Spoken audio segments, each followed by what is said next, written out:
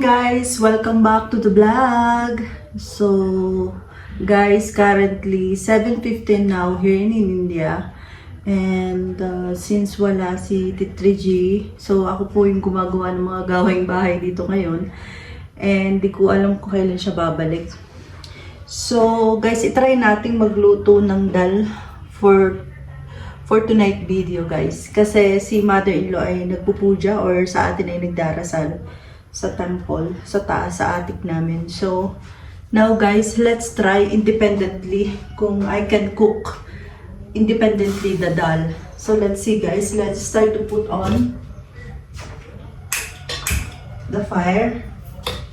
So, first thing to do guys is, since the dal is already boiled guys, na-boil na namin yung aming yellow dal ang gagamitin natin. So, na-boiled na siya.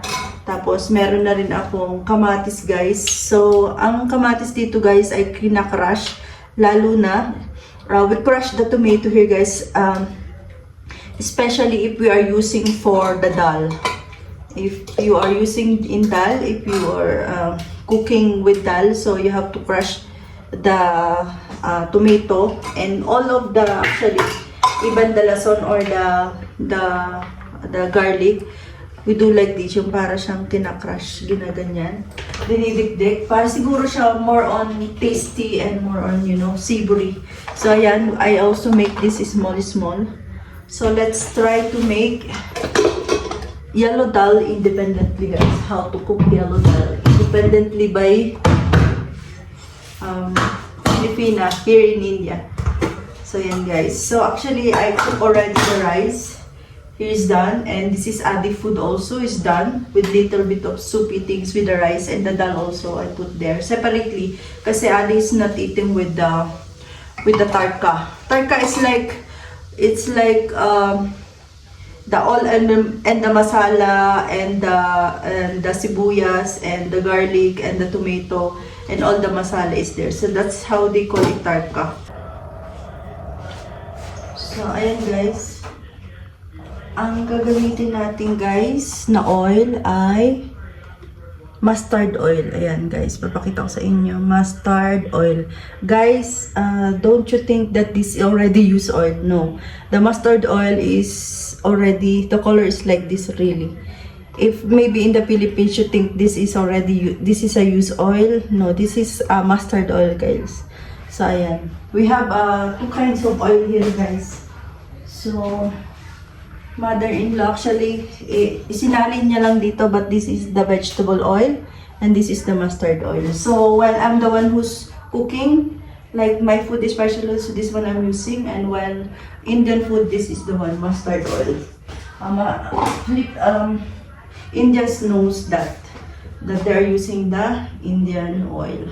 So let's use the mustard oil guys. So guys, dito nga pala sa India medyo madami-dami silang maglagay ng oil. Okay, hindi ko alam kung bakit, pero ganun talaga. Ganun talaga. Anyway, healthy naman yung oil nila kasi nga mustard. So ayan, let's like make it heat our oil. Then let's start the tarka and I will show you how. Guys, wait dyan lang kayo. Painitin muna natin. So ayan guys. The first thing we have to put guys, kasi mainit na yung oil natin. Our oil is already hot. So now, ito muna unahin natin meti guys. And itong meti na to ay medyo matigas. Para siyang mga buto-buto. So we have to first put this one. And konti lang siya. Kasi hindi daw to masarap. Kumbaga, konti lang ang lagay natin. Since kakaunti din lang naman yung ating. Then, we have to put this one. Yan. Tapos, itong isa. Yan. Tapos, for now, yun lang muna. Tatlo. Meti, tapos ito, tapos danya, tapos ito. Hindi ko natandaan ang pangalan yan. Tapos mamaya natin ilalagay yung turmeric at saka red pepper. Yan. Ang ilalagay natin sunod ay ito, kapag luto na to, lulutuin mo muna to. Pag alam mo ng luto, saka maglalagay yung ating garlic. Yan. Ilagay ko na kasi medyo ano na siya. Luto na siya. Yan. Let's put our garlic, guys. Kita niyo guys ha. Hanap tayo ng ating sangga yan. Ang gamitin natin. Ito na lang. Ito na rin pala. Kaso-kasato. Medyo hinaan natin baka naman masunog. Ayan. So, ayan guys. So, we put the garlic, guys. Kapag luto na yung garlic, then we can put our sibuyas. Our, what you call this? Onion. Kapag luto na yung garlic. Luto na yung garlic. So, we can put the onion, guys.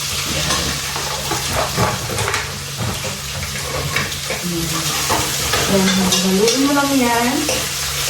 And lutuin mo din ang garlic. Ang onion. It should be cooked properly, the onion. Before you put the tomato. So, yan. Balikan ko kayo mamaya guys kapag luto na ang onion. So guys, luto na yung ating sibuyas. Meaning half cook, ano na siya, brown na siya. Golden brown na siya. So meaning pwede na natin ilagay ang ating kamatis. So ayan guys, luto na ang ating sibuyas. Brown na siya. So, this time we have to put our tomato. Guys, dito talaga you need to cook properly the onion before you put the tomato, guys. This is how they cook guys here in India. Should you cook properly and sila ay overcook din sila magluto din talaga. Pero malasa naman. So, ayan. We put already our tomatoes and we have to cook this also properly. When actually how do you call this? The indicator that the tarka is already cooked when may ibabaw na yung oil niya. That's the time na the tarka is already ready and you can put the dal. That's it. Then put some salt. Actually, I have to put little salt now so that that's the key guys to cook easily the tarka or the tomato easily is to put the salt so that it will be, for now, let's just put little salt because my mother-in-law put already salt in this dal. So I just put little salt. And guys, unlike in Philippines guys, the only they can put here, the one that they are only putting in their dal is only salt. They're not putting any MSG or betchin. They don't have like that guys here. They don't have any betchin here. They have only the salt. You put your dal and taste it if it is fine or salt to you and let it boil and that's it. It's cooked already. That's how. Very easy guys. That's why I offer my mother-in-law and she said that she will go for puja and she said then after she will cook. I said, let me cook. Let me try to cook this dal. Since the dal is already boiled, so it's already cooked. So I said, let me cook independently. I can cook. Then she said, okay, then you try. Then now let me try. And let's ask them what is that. Ano. Then now, since we put already that one, now we will put that. Let's put the turmeric guys, para maluto na siya. And let's put little of the chili. Kasi gusto nila yan, pampakulay. Then, that's it. What you are cooking? Dal. You are doing the dal? Yes. Tadka, you are doing tadka? Yes. Where is piyaj? That's done here. Already here. Very small piyaj? Huh? Mommy said only the two piyaj only I put. Tadka, you are doing tadka. You take it. Beautiful. Very good, very good. Cooking dal. This is dal. Yes. It's only the dal. This is dal. This is rice. Yes. Okay, okay. कुछ ही wanted today ना Dal. दाल है ना Okay. Who will eat the dal? Huh? Okay, daddy. Very good, very good. My father-in-law is happy kasi nakita niya ako nagluluto. Let's see. So, ito guys, since we finished, so we have to put it back there. Kasi nailagay na lahat natin ang masala.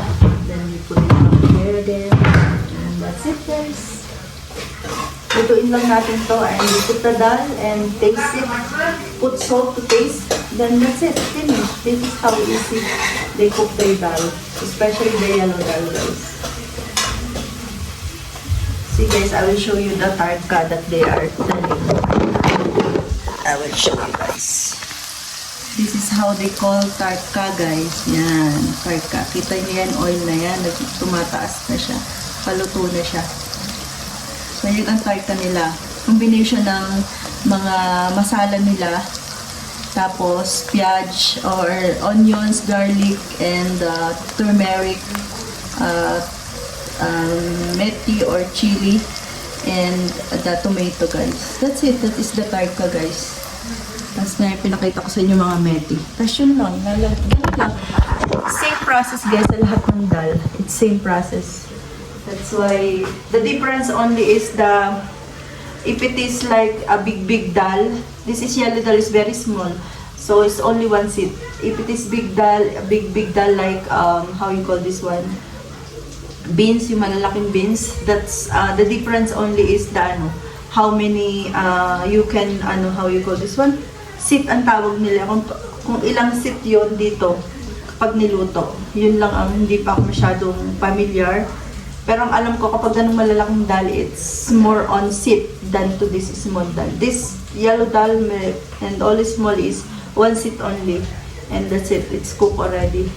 And while the big one, it's more on time to cook. So, yun lang. Otherwise, same procedure yung pagluluto and paggagawa ng dal.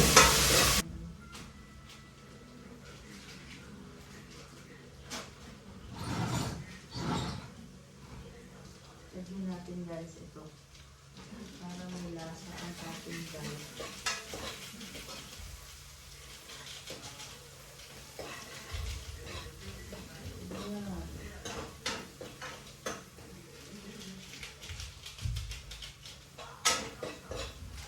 May lasa, diba?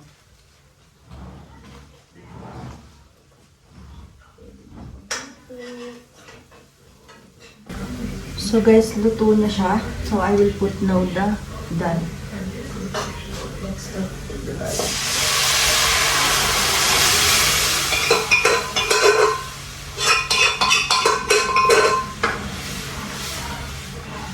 Tapos ayan. We have to add more water. Nagpainit na ako guys ng water. Hindi na masyado. Kakaunti ang tubig. Yan, guys. Tapos, we can add more water. Kaso, we call this, kakaunti ang dal natin. Let's try. Little more. Kasi, they want a soupy dal actually.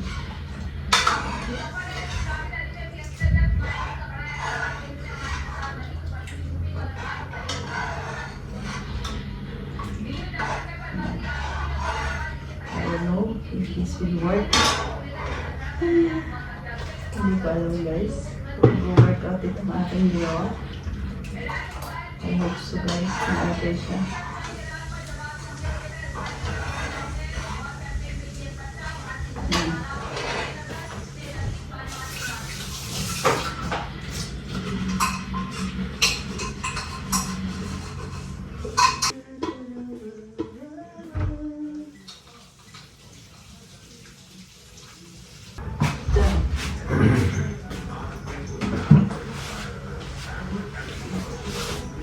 Water enough, Daddy? Water enough? But small. Small tal na. No, no, water is not required. Water is good. That's what. Only this is the give a boil. Yeah. Just to boil, eh? Yes, Daddy. Mixing all the tadka. Yes. You have to put it tomato. Yes. Tomato is okay. 2. Two tomato. Yeah. Mommy is the one who said. Two only two I tomato. showed to mommy na how much I put. Okay. That's why. He is the one who said.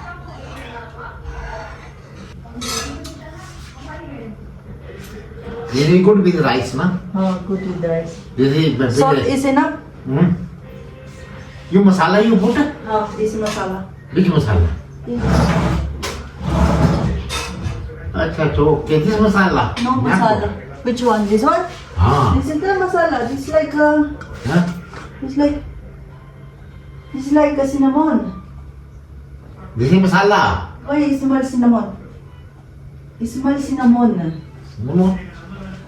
Masala? I don't know. Is it Yes. masala? Ah, It's fine. Maggi same masala. Maggi masala. Oh, Okay. same. Let me see. Maggi. So, ayan guys. Ito yung pagkain ni Adi. Tapos, luto na yung ating dal. Pakita ko sa inyo. You will eat, na? Ayan guys. Yes, Daddy. Hapas ko ulit. Oh, yes. So, ayan ang dal. It's successful guys. Done. And we're ready for eating. So, I independently cook the dal. So, I'm so happy. Oh, I praise. Very good taste. And Daddy Very good said taste. it's a good taste. So, it's good. So, good job I for will me. only eat this dal. Proud to say. Is it? No, Daddy, use this one. This is the one. This is fresh. This is if you want to eat. This is the old one for the dog. But this is only, yeah, you can.